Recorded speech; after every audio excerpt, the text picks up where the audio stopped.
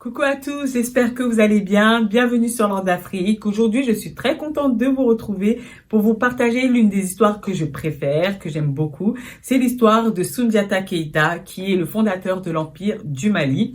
Et donc, pour ceux qui connaissent pas du tout l'histoire de Soundiata Keita ou qui connaissent pas du tout ce nom, eh bien, vous avez qu'à vous imaginer un Alexandre le Grand, un Napoléon Bonaparte, un Jules César, qui sont très très connus pour leurs empires, pour leurs conquêtes militaires, pour leurs prouesses, etc.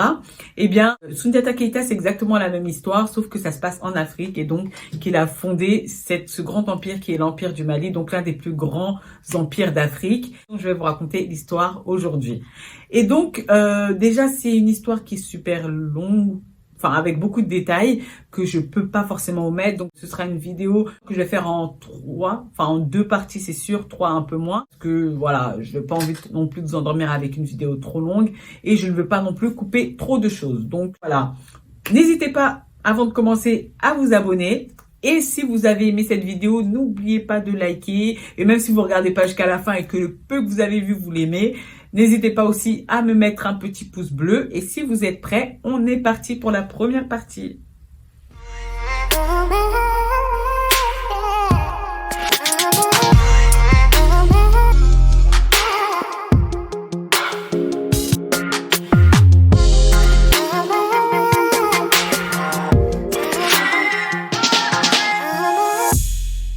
Avant de commencer cette vidéo, il faut savoir que l'histoire de Soundiata Keita est quand même assez spéciale dans le sens où c'est une histoire qui a été transmise de façon orale, comme ça se fait très souvent en Afrique, mais en Europe, c'est vrai que c'est pas très répandu, donc on doute beaucoup de la véracité de tout ce qui est oral. Comme on dit, les paroles s'envolent, les écrits restent. Donc en Europe, en Occident, tout ce qui est écrit est plus sûr que ce qui est oral, alors qu'en Afrique c'est le contraire, et notamment tout ce qui est filiation des familles, les mariages entre familles, les faits qui se sont passés dans la royauté, ça appartient aux castes des griots en ce qui concerne l'Afrique de l'Ouest.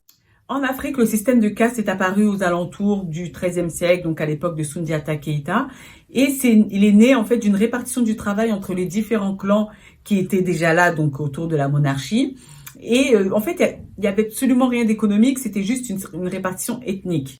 Pour faire simple, en fait, c'est un groupe de personnes qui exerçaient le même métier, qui se transmettaient de génération en génération.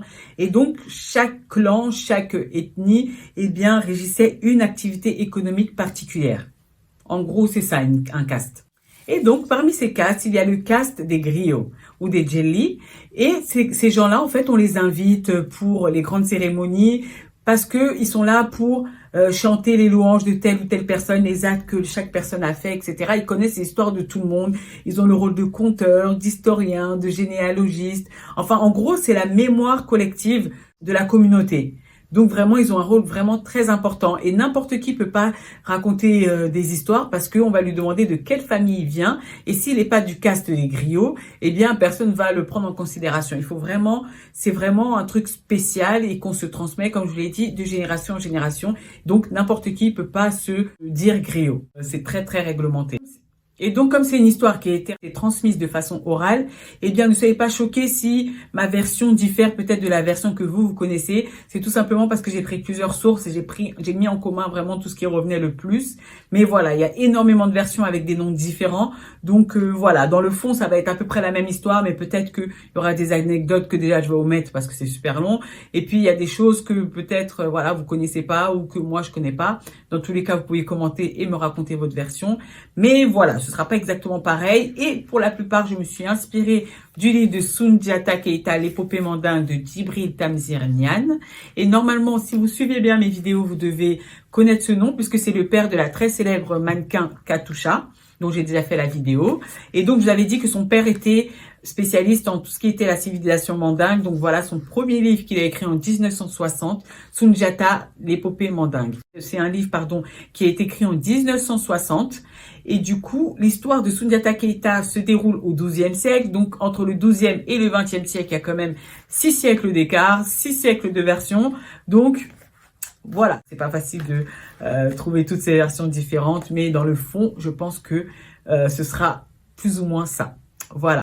Soundiata Keita ou Sogolon Diatta Keita est née le 20 août 1190 à Niani, au royaume mandé, qui se situe dans la région Kankan, en actuelle Guinée-Conakry. Notre histoire commence donc au royaume du Soso, qui était un ancien royaume d'Afrique de l'Ouest qui se situe au Mali vers Bamako et qui était gouverné à l'époque par le roi Soumaoro ou Soumanguru Kanté, qui était réputé invincible. Et un jour, il reçoit la prédication d'un chasseur, comme quoi un natif du pays mandingue viendrait un jour à le détrôner. Parallèlement à ça, le roi du petit pays voisin, qui est le pays du Mandé, qui, on va dire aujourd'hui, se situe plutôt en Guinée-Conakry avec une petite partie du Mali, eh bien, ce royaume était gouverné par le très grand et très beau roi Naré Magan Konaté. Et lui, il reçoit aussi la prédication comme quoi il aurait un jour un fils d'une femme qui sera très laide et bossue et que ce fils deviendrait un très grand roi. Un jour, deux chasseurs du pays mandé s'en vont donc à la chasse et en rentrant, eh bien, ils passent par un village qu'on appelle le village de Do. Et là, en sortant du village, ils voient une dame qui est près d'un arbre et qui mendie. Donc, quand ils passent, elle les interpelle, elle leur dit, messieurs, excusez-moi, est-ce que vous avez quelque chose pour moi? J'ai vraiment très très faim. Et là, donc, il y a les chasseurs, ils prennent un peu de leur gibier, ils préparent un petit truc et ils partagent donc un repas avec elle. À la fin du repas, elle leur dit franchement merci pour tout ce que vous avez fait pour moi, voilà. J'avais vraiment faim, vous m'avez aidé alors que les gens du village n'arrêtent pas de passer devant moi, il n'y a personne qui s'arrête. Donc pour vous remercier, eh bien je vais vous confier un secret. En fait, ce qu'il faut savoir, c'est que ce village était depuis des années terrorisé par un buffle qui, comme je viens de le dire, terrorisait la population, ravageait les plantations. C'était vraiment, il foutait le bordel quoi. Et personne ne pouvait l'arrêter, personne ne pouvait le vaincre. Donc depuis, c'était la tension dans le village. Et donc elle leur dit, ce buffle qui terrorise la population depuis tant d'années, c'est moi. Et je le fais parce que mon frère, qui est donc le chef de ce village, en gros, il m'a carotte une partie de mon héritage. Et donc, pour me venger, de toutes les nuits, eh bien, je terrorise la population. Mais comme vous avez été gentil avec moi, je vais vous confier le secret pour me vaincre. Et comme ça, mon frère, qui est le chef du village de Do, eh bien, vous donnera une récompense.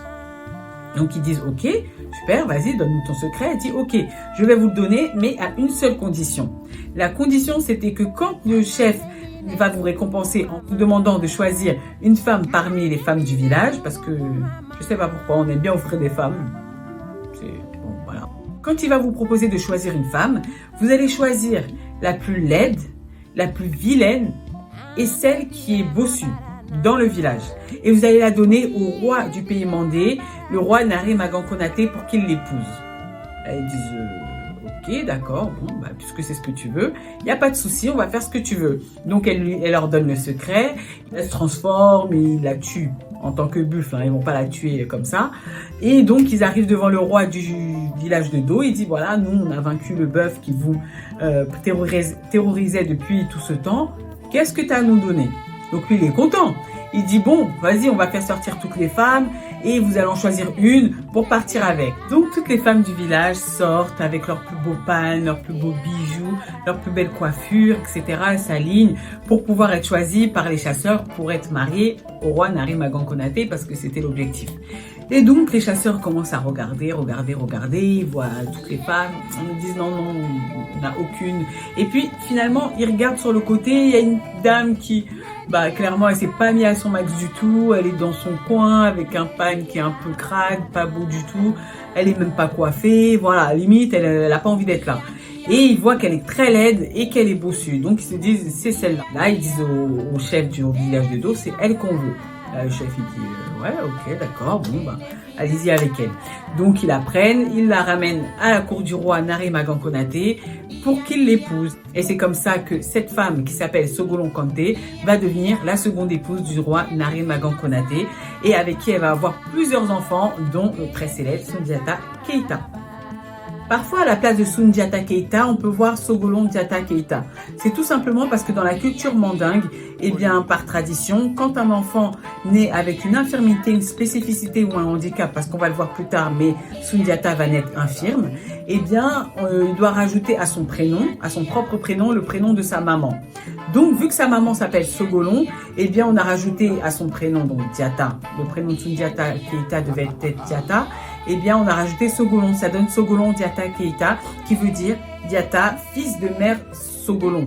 Voilà, je sais pas si on se comprend. Donc, on a compressé Sogolon Diatta Keita et ça a donné Soundiata Keïta, tout simplement. Comme vous pouvez l'imaginer, Sassouma Berete, la première femme du roi Naré Magan Konaté, elle n'est pas contente du tout de voir apparaître une rivale, sa co-épouse Sogolon Kanté, qui en plus est vilaine et bossue. Elle qui est si belle, elle se dit, mais attends, comment on peut me donner une rivale comme ça? Bon, déjà, comment on peut me donner une rivale? Et comment on peut me donner une rivale comme ça? Ah non, elle lui fait la misère.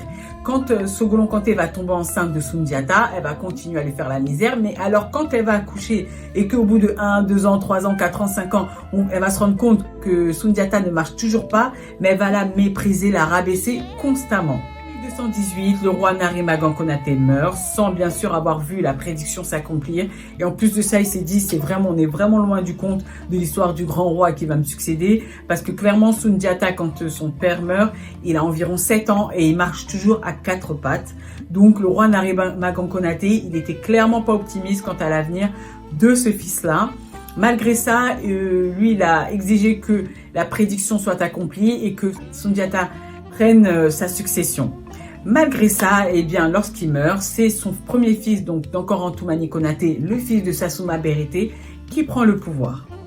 Et là, maintenant que Dankorantoumani Konaté, le fils de Sassouma Berete, est devenu roi, vous imaginez bien le niveau de persécution et de maltraitance dont vont faire l'objet Soundiata Keïta et sa mère Sogolon dans la cour, parce que là, clairement, elle a feu vert pour faire tout ce qu'elle veut.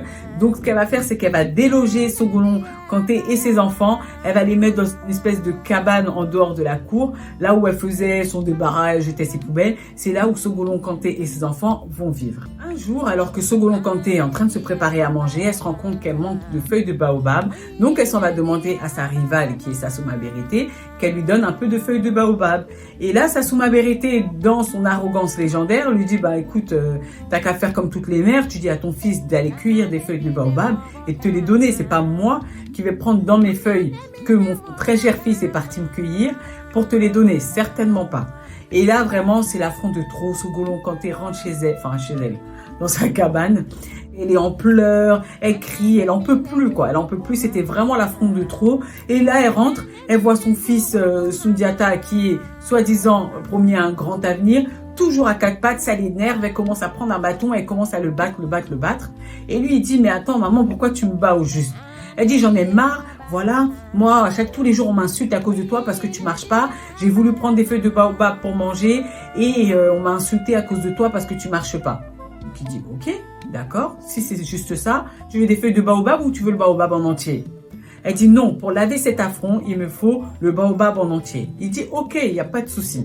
Va voir les forgerons du palais, tu leur dis de me faire un bâton en fer. Sogolon Kanté va voir les forgerons du palais, ils lui font donc un gros bâton très épais en fer et elle s'en va le donner à son fils Soundiata Keïta. Là, il commence à le prendre, il se lève tout doucement et carrément un bâton en fer, j'ai bien précisé en fer bien épais, commence à se tordre. Tellement il est fort, tellement il a de la force dans les bras, et bien le bâton se tord, limite à se casser. Et là il se lève, il commence à marcher, il va vers la sortie de la cour, il déracine le baobab, il le prend sur ses épaules et il le jette devant la case de sa mère en lui disant voilà, ton baobab, prends autant de feuilles que tu veux et même toutes les femmes de la cour viendront maintenant se servir devant ta case. Et là, c'était le premier acte héroïque de Soundiata et c'est le début de sa légende. Et là, le roi Dankorantoumani Konaté, le roi provisoire, je préfère dire, Dankorantoumani Konaté et sa maman Sassouma Berete, ils commencent un petit peu à flipper parce qu'ils se disent là, on dirait que la prédiction, elle est en marche parce que il a de la force, il marche maintenant, il est fort. Comment est-ce qu'on va faire pour garder le pouvoir? Donc, ils vont s'allier à leur ennemi de toujours, Soumaoro Kanté ou Soumanguru Kanté. Vous vous rappelez, c'était le roi du royaume de Soso qui avait reçu la prédiction comme quoi il allait être détrôné par un natif du pays mandé. Eh bien, il s'allie à lui pour pouvoir contrer la force de Soundiata. Et donc là, ils vont continuer à persécuter Soundiata Keïta et sa maman Sogolon Kanté ainsi que ses frères et sœurs, ce qui va les pousser à s'exiler. Donc durant cet exil, le roi Soumaoro Kanté va se retourner contre Dankoran Toumani Konaté, donc contre leur alliance qu'ils avaient faite, et il va attaquer le pays mandé pour s'en emparer parce qu'il avait toujours convoité les richesses du pays mandé, mais il attendait juste l'occasion pour pouvoir les attaquer. Et pour faire bonne mesure, il va en même temps assassiner 11 des enfants de Naré Magan Konaté pour faire mentir la prophétie, parce que lui, il n'a pas oublié que un natif du pays mandé devait le détrôner. Donc, il s'est dit, je vais tuer, je sais pas c'est lequel, donc je vais tuer tous les enfants de Naré Magan Konaté, comme ça la prophétie, à la poubelle. Mais lui, il avait oublié que Soundiata Keïta avait été déjà parti, et il avait même essayé aussi de tuer Dankoran Toumani Konaté, qui va s'enfuir in extremis avec sa maman pour sauver sa vie, et il va laisser un pays complètement ravagé aux mains de Soumaoro Kanté. Et voilà pour la première partie de l'histoire de Soundiata Keïta. J'espère que vous avez aimé. Et si vous avez aimé, n'hésitez pas le petit pouce bleu à liker, à vous abonner pour recevoir bien sûr la deuxième partie. En attendant, prenez soin de vous. Je vous dis à la semaine prochaine. Bisous, bisous.